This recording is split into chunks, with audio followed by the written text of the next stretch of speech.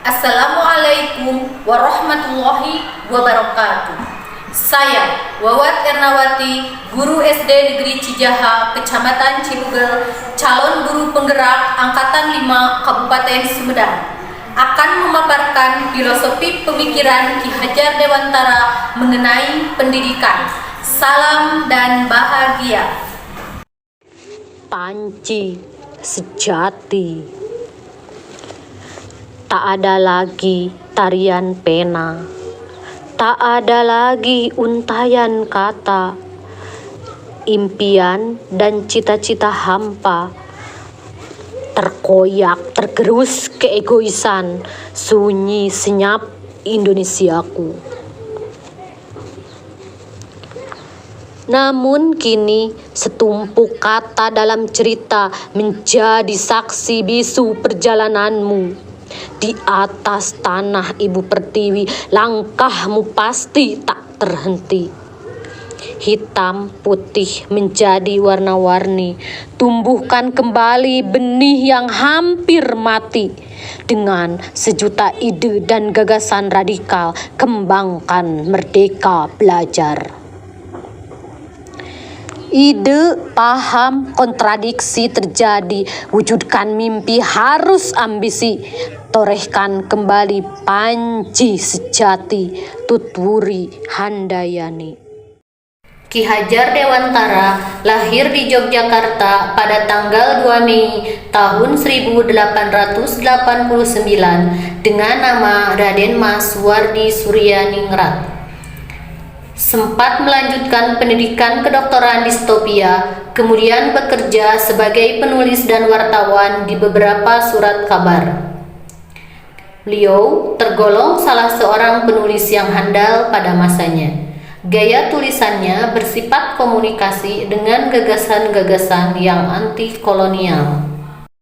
Pada tanggal 3 Juli tahun 1922, organisasi Taman Siswa didirikan sebagai bentuk ketidakpuasan terhadap sistem pendidikan pada masa itu, di mana pendidikan hanya diperuntukkan bagi segelintir orang. Taman Siswa didirikan untuk mengenalkan pendidikan kepada masyarakat Indonesia agar menjadi bangsa yang merdeka. Tujuan pendidikan menurut Ki Hajar Dewantara adalah menuntun segala kodrat yang ada pada anak-anak agar mereka dapat mencapai keselamatan dan kebahagiaan yang setinggi-tingginya, baik sebagai manusia maupun sebagai anggota masyarakat. Dalam menuntun laku kodrat anak, Ki Hajar Dewantara mengibaratkan peran pendidik sebagai petani dan anak didik sebagai biji tumbuhan yang akan disemai. Sebaik apapun biji, jika ditanam di tempat yang tandus, maka hasilnya tidak akan optimal. Namun sebaliknya, walaupun bukan biji berkualitas baik, jika ditanam di tempat yang subur, maka hasilnya akan tumbuh dengan optimal. Dalam proses pendidikan, guru sudah seharusnya memberikan tuntunan agar anak dapat menemukan kemerdekaan dalam belajar, serta anak tidak kehilangan arah dan tujuan. Bukan memaksa anak sesuai dengan apa yang kita inginkan.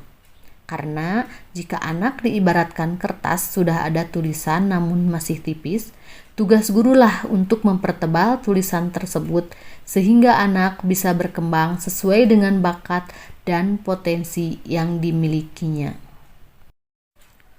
Dasar pendidikan anak berhubungan dengan kodrat alam dan kodrat zamannya. Kodrat alam berkaitan dengan sifat dan bentuk lingkungan di mana anak berada. Sedangkan kodrat zaman berkaitan dengan isi dan irama. Di sini, Ki Hajar Dewantara menekankan bahwa pendidikan hendaknya menuntun anak sesuai dengan kodrat alam dan zamannya. Pendidikan saat ini menekankan pada kemampuan anak untuk memiliki keterampilan abad 21. Sedangkan dalam konteks sosial budaya, anak di tiap wilayah tentu akan berbeda karakteristiknya.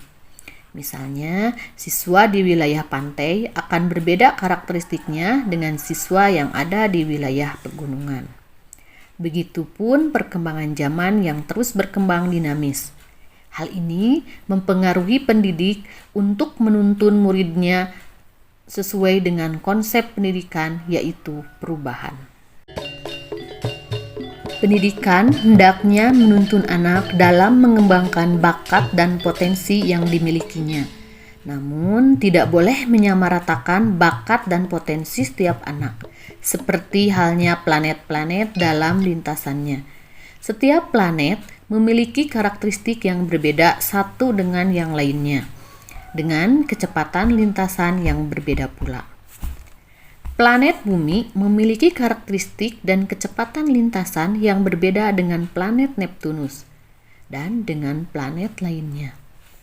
Begitupun dalam pendidikan, setiap anak memiliki bakat dan kemampuan serta potensi dan kecepatan belajar yang berbeda.